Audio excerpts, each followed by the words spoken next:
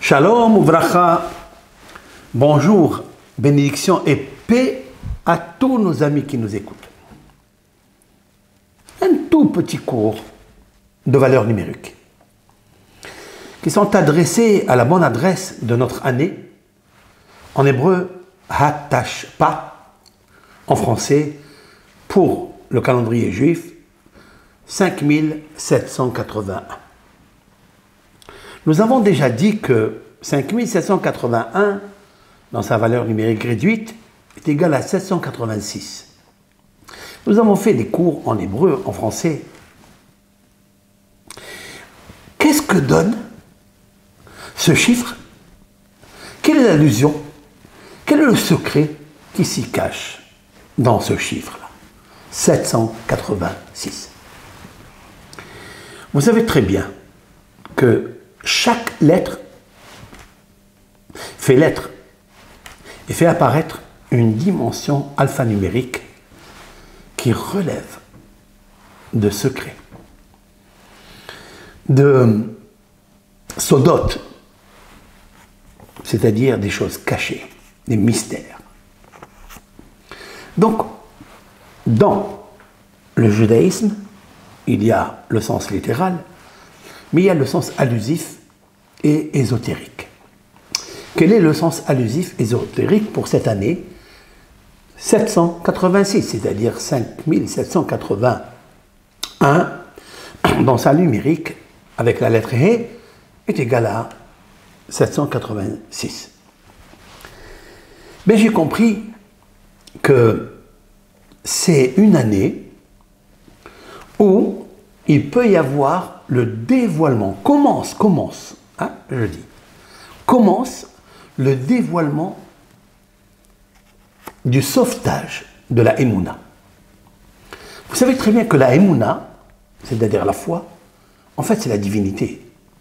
En hébreu, la Shechina, la majesté lumière de Dieu, qui émane de Dieu. Mais cette émanation, elle est cachée. C'est pourquoi on ne peut pas dévoiler l'unicité de Dieu. Parce que cette lumière, elle est cachée de nos yeux, de notre cœur, de notre esprit. Mais cet esprit s'est réveillé quand même pendant l'année 5780, Tachap.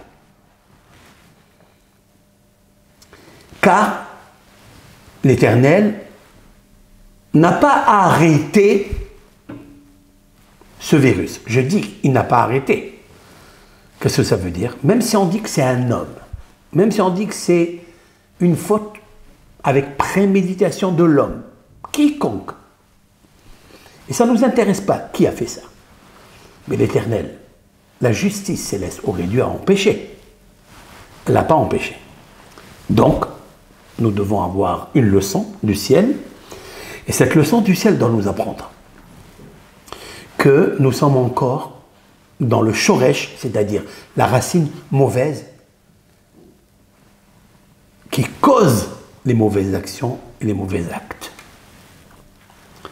Dans le Zohar, il raconte une histoire que Rabbi Abba,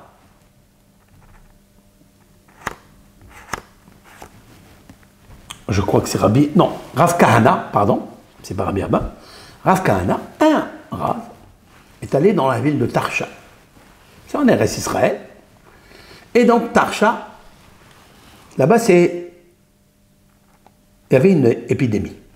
Les gens mouraient par une maladie, c'était un virus. Et lui, il connaît le code de la Torah, c'est de lire la Kétoret. C'est un passage qui est écrit dans la Bible et qu'il y a dans ce passage la puissance d'arrêter l'épidémie, la Magéfa.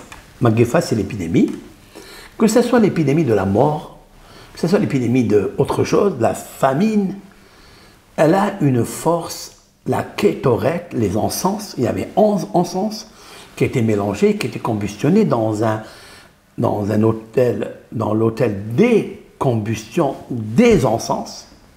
Il y en avait 11, il n'y avait pas 12, il n'y avait pas 10, il y avait 11.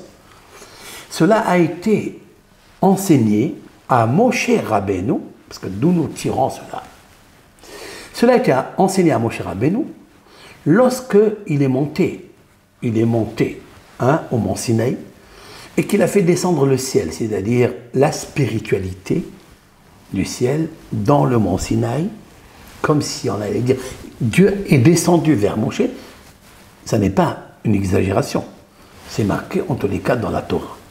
Vayered Adonai al Har Sinaï. Je traduis, et l'Éternel est descendu sur le mont Sinaï. Il n'est pas dit que Moshe est monté au ciel, il dit que Dieu est descendu au mont Sinaï, il a parlé avec Moshe, avec Moïse.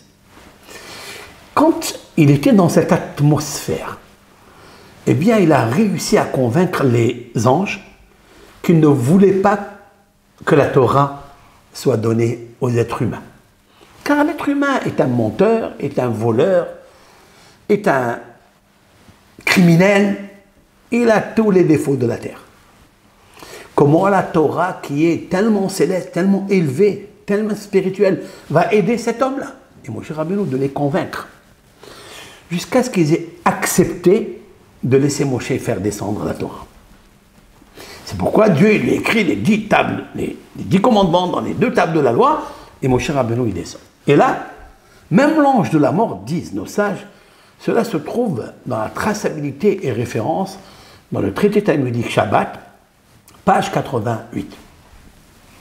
Lorsque l'ange de la mort a vu un homme comme Moshe Rabbeinu, qui a pu combattre les anges et les convaincre à le laisser descendre la Torah aux hommes, et c'est ce que nous avons aujourd'hui, cette Torah qui n'a jamais fait faillite et qui a aidé, soulevé, soutenu le peuple d'Israël dans toutes les générations.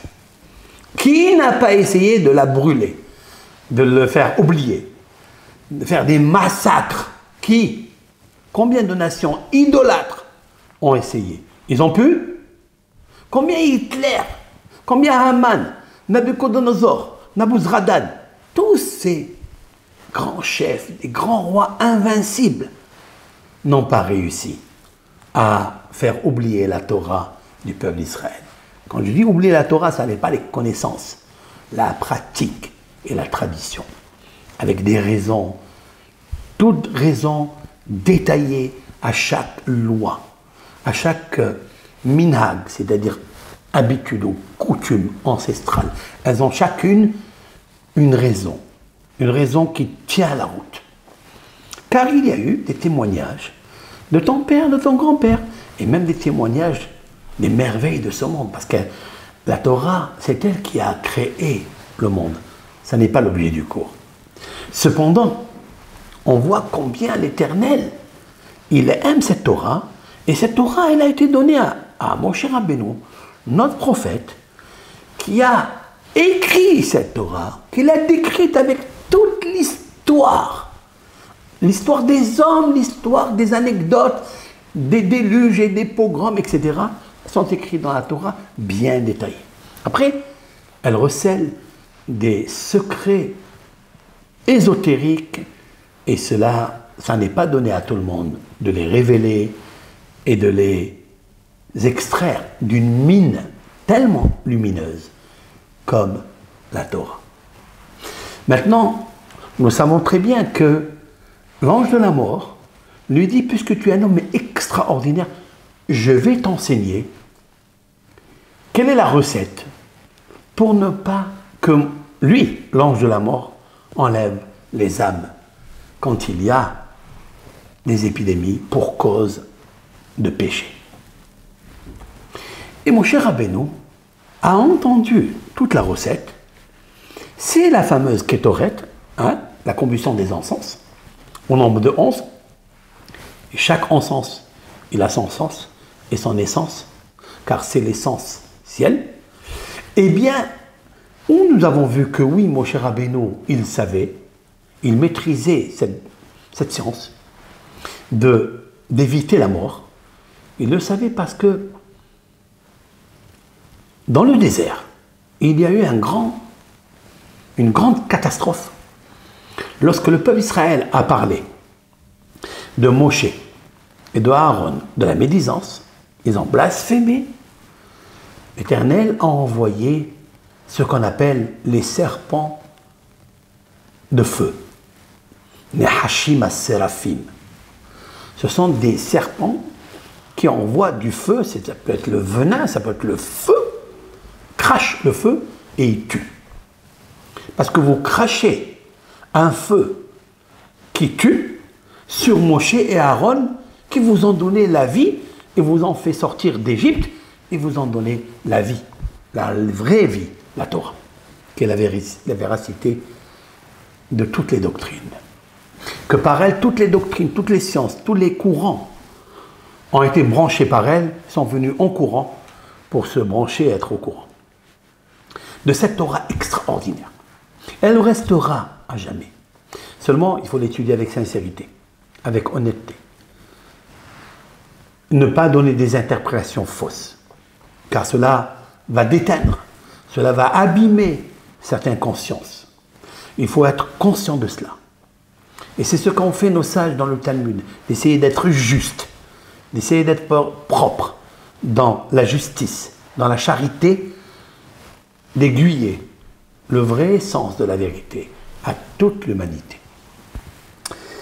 Eh bien, l'Éternel a dit à Aaron, lorsqu'il voyait que l'épidémie était en train de s'étaler, de se propager, la contamination était foudroyante, c'est marqué que Aaron, il a pris donc l'encensoir, il a mis dedans les encens et il a fait les encens. De là où sort en arabe le bror.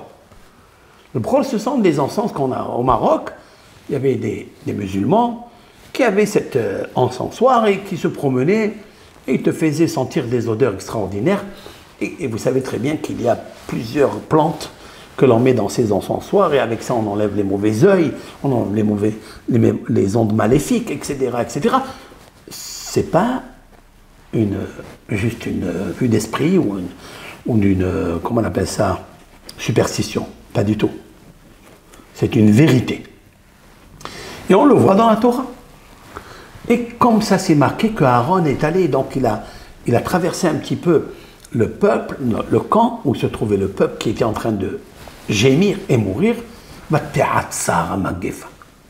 Et elle s'est arrêtée la Magéfa.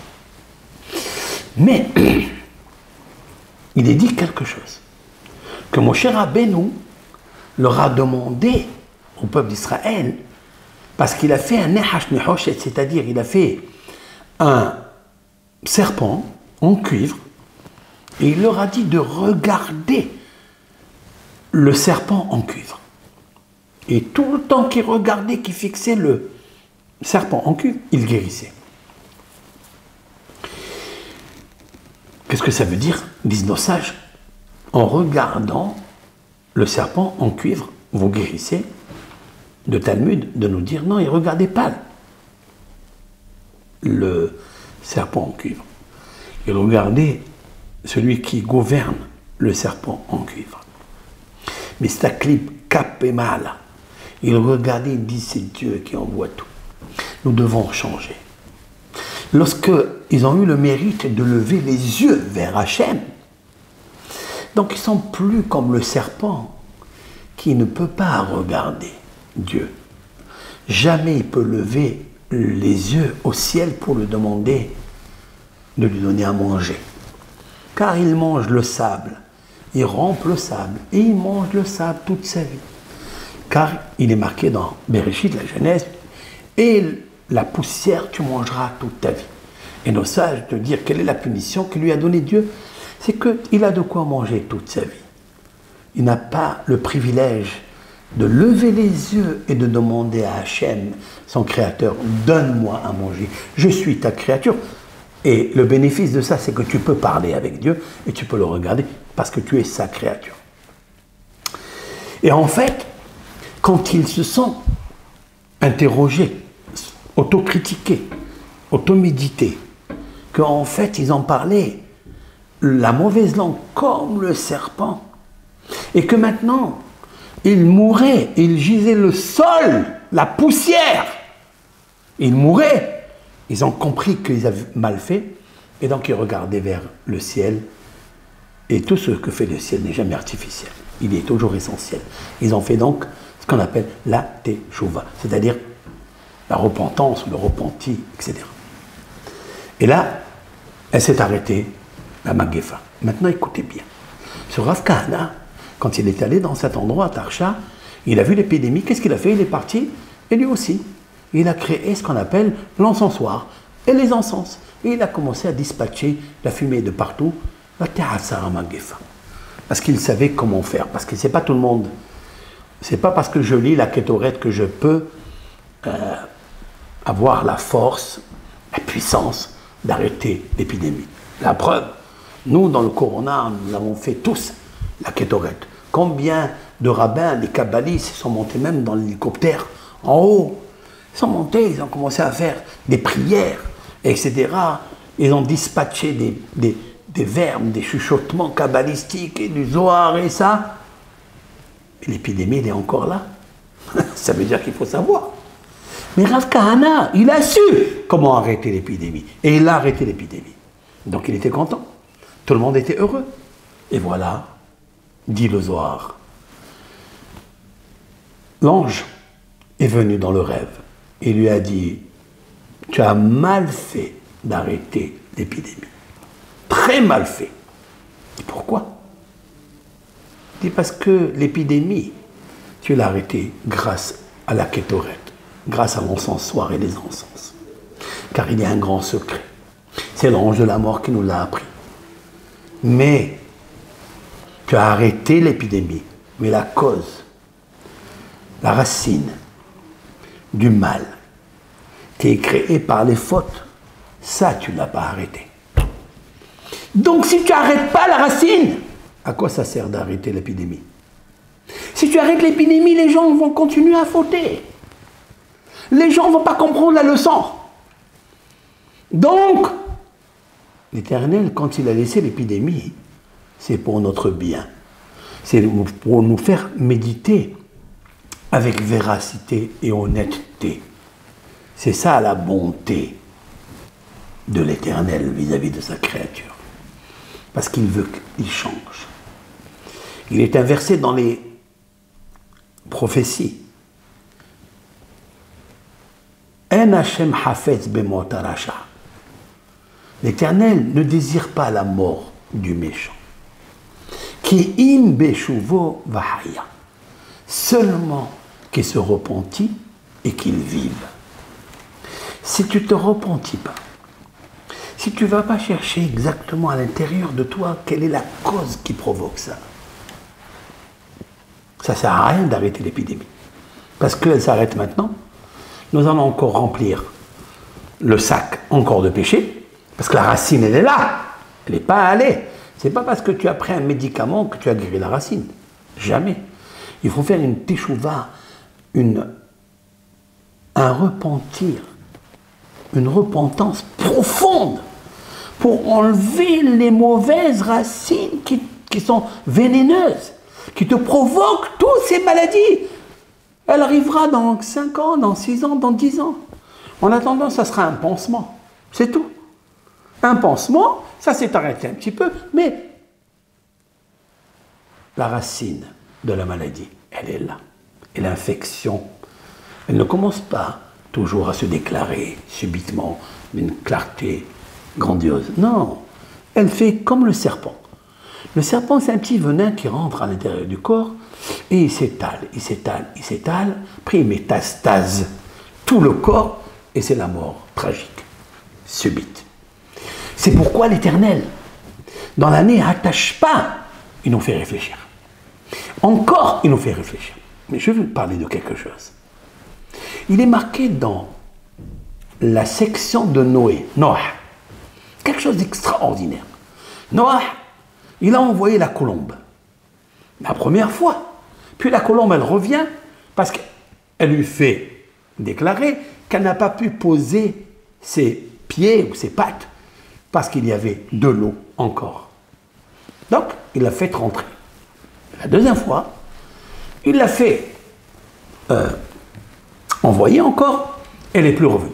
Ad Yevoshet Hamaim, c'est-à-dire jusqu'à la sécheresse de l'eau.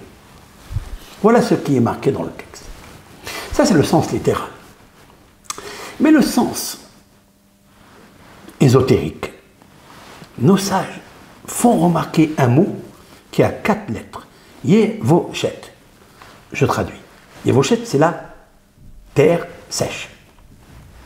Yabasha, comme la terre sèche. Yevoshet. Yud, Bet, Shin, Ta. Il faut apprendre l'alphabet. Quelqu'un m'a dit comment vous arrivez à faire les valeurs numériques et les calculs. Je dis il faut apprendre l'alphabet. Le Aleph c'est 1, le Bet, tout est organisé, tout est orchestré. Il n'y a aucune invention de rien du tout. Alors Yevoshet, Yud, Bet, Shin, Ta. Voilà ce qui est marqué dans le sens littéral, simple. Le sens qui est l'apparence, la lecture apparente. C'est bizarre ce mot. Parce que ce mot, il désigne quelque chose d'extraordinaire. Yevoshet, il a 4 lettres. Regardez l'anagramme de ce mot. Il se compose de plusieurs mutations, combinaisons. Et nous pouvons former par ces 4 lettres un autre mot, mais un nom. Un prénom, un nom. Tishbi. Tav, Shin, Bet, Yud, c'est l'anagramme rétroactif de Yevoshet. Yevoshet, Tishbi. Tishbi, c'est qui? C'est le prophète Élie. Le prophète Éliaou que nous attendons tous pour annoncer la venue du Mashiach, du sauveteur ou du sauveur que Dieu enverra. Celui qui l'annoncera, c'est le prophète Élie. Et il s'appelle Eliaou HaTishbi.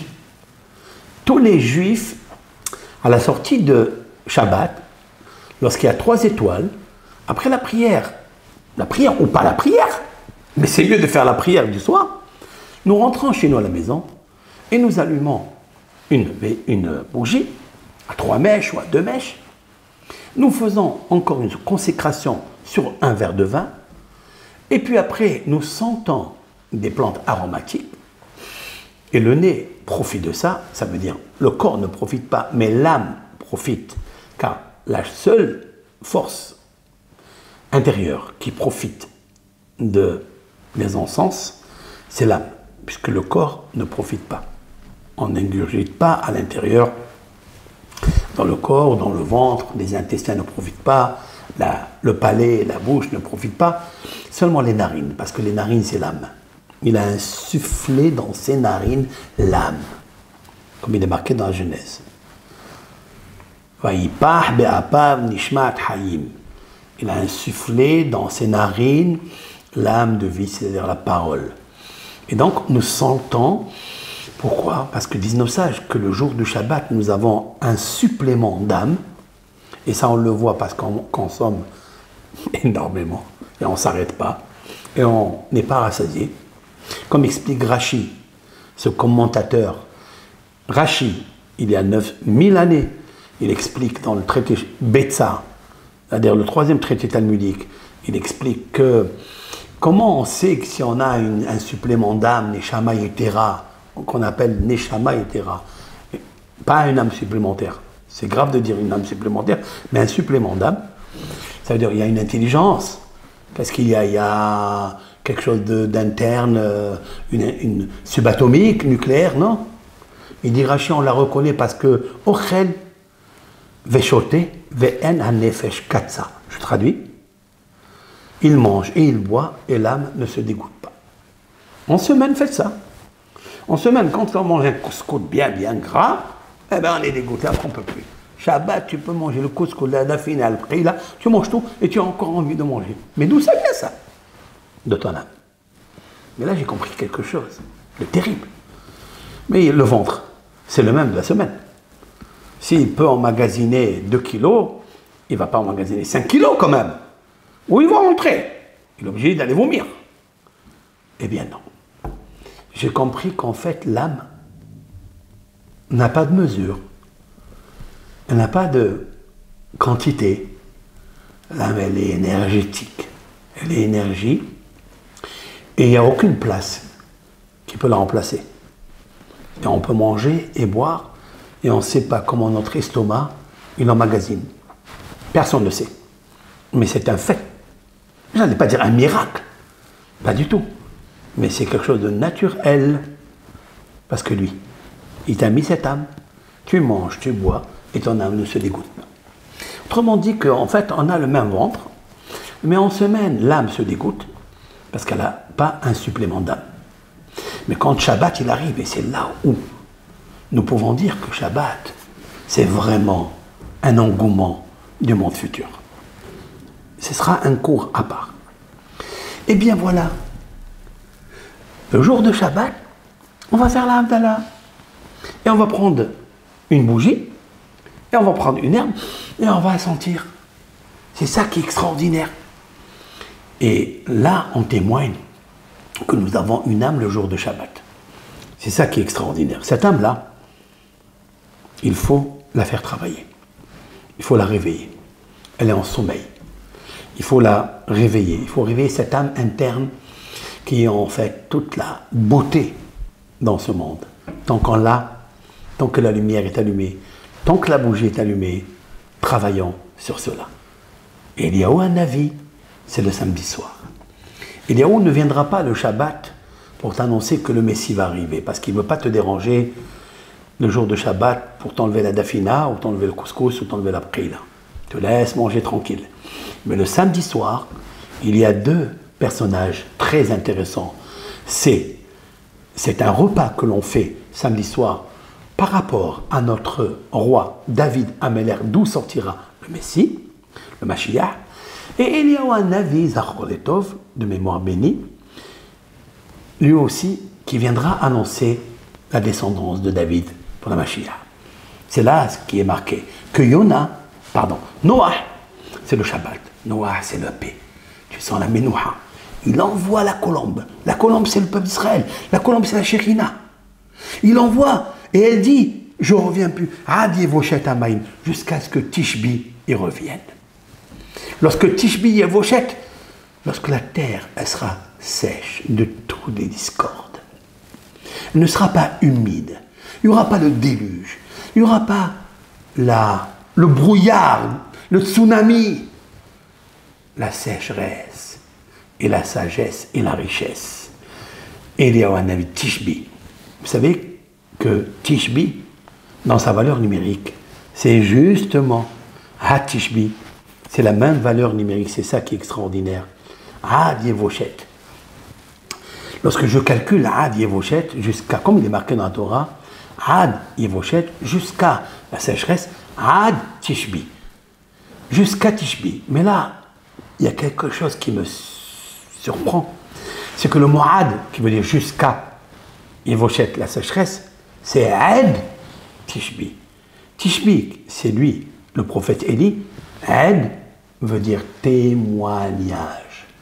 C'est le seul témoin qui pourra nous dire est-ce que le Mashiach va venir ou il ne va pas venir. Arrêtons de faire des calculs. Nous devons, car il est une mitzvah, d'attendre Eliyahu Hanavi, d'espérer Eliyahu Hanavi. Mais tant qu'il n'est pas venu nous annoncer ça, nous sommes encore loin. Il nous faut justement nous préparer.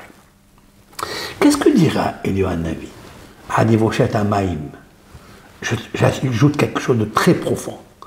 Jusqu'à ce qu'il y ait la sécheresse de l'eau. Donc là, dans le deuxième sens ésotérique, jusqu'à ce que le témoin Élie, prophète Élie, Hamaim l'eau. C'est qui Hamaim? Moshe. Moshe, il est marqué que Moshe min Hamaim eshetiu. Lorsque la fille de Pharaon, qui s'appelait Batia, nous raconte la Torah. C'est ça aussi, c'est extraordinaire. Comment nous le savons, ça? Elle s'appelle Batia. Nous étions en Égypte. Et Moshe Rabbeinu, même qu'il était en Égypte, mais il était encore petit, elle l'a fait pousser. Elle l'a sauvé des eaux. C'est elle qui lui a donné le nom de Moshe, parce que Moshe, c'est la dichotomie Meshitiehu. Mais, c'est l'eau. Comme on dit le maya, le ma. En arabe, on dit le maya. L'eau. C'est en Égypte, c'est un maya. En hébreu, c'est aussi maïm. Mais, Maïm, mais sais-tu où je l'ai tiré des eaux? Eliyahu Navi, quand il viendra, il ira d'abord chercher Moshe Rabbeinu, parce que c'est le seul, un ange, qui connaît où est enterré Moshe. La Torah nous a dit quelque chose dans le Deutéronome, qu'aucun homme ne sait où est enterré Moshe. Dit le Talmud, un homme ne sait pas, mais un ange, il sait. Qui? Le prophète Élie. Le prophète Eliyahu Navi, il ira chercher Moshe pour venir. Et c'est la raison pour laquelle je veux vous dire quelque chose, un scoop, une grande bonté. C'est que Moshe émet, suivez-moi, Moshe est vrai, c'est la même valeur numérique, Aed Tishbi, c'est-à-dire le témoin Tishbi, qui est le prophète Élie. C'est la même valeur numérique. C'est quelle année ça?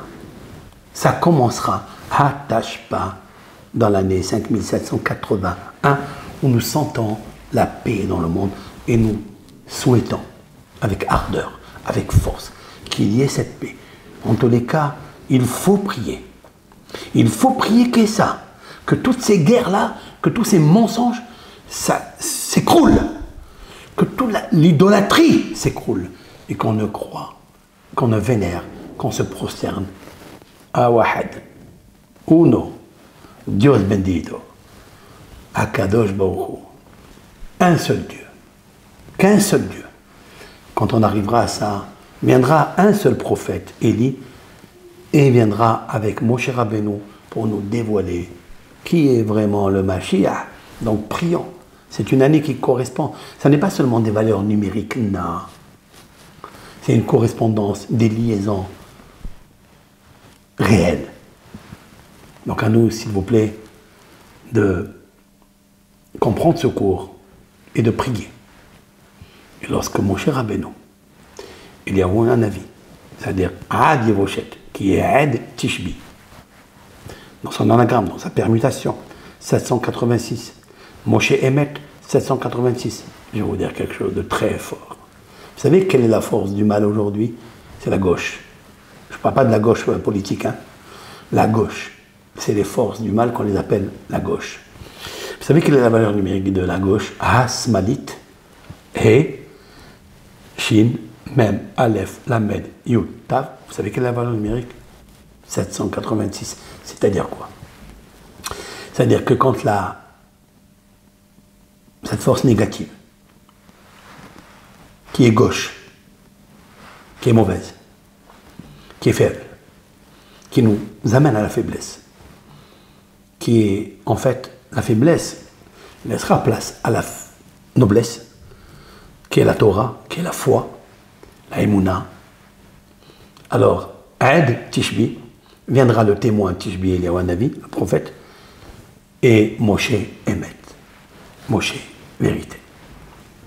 Et donc la Torah se dévoilera, la lumière de Dieu se dévoilera, et tous les êtres humains iront comme un fleuve, comme une seule famille, se prosterner à l'unique Dieu, le remercier et s'exalter, faire des éloges de tout. Ces éloges seront l'étude, d'après les prophètes, seront l'étude de la Torah, car on comprendra que cette Torah mère, et mon mère, cette mère du monde, eh bien, elle enlèvera tout ce qui est amer, c'est-à-dire la gauche, asmalite, toute la force des gauchistes, c'est-à-dire des idolâtres.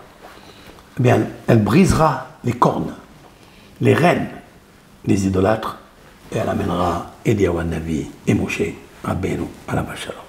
Kol Tov, bracha, paix, bénédiction à tout le monde. Et il nous tarde vraiment que le Mashiach se déclare et que les malades guérissent, les malades du corps, mais le corps n'est qu'un des corps. Si le corps est malade, c'est qu'il y a la miséricorde qui est malade. Donc restons en accord avec une âme qui va éclairer le corps pour que ce corps-là, qu'est le monde, ait une âme, une lumière, la foi. Kol Tov.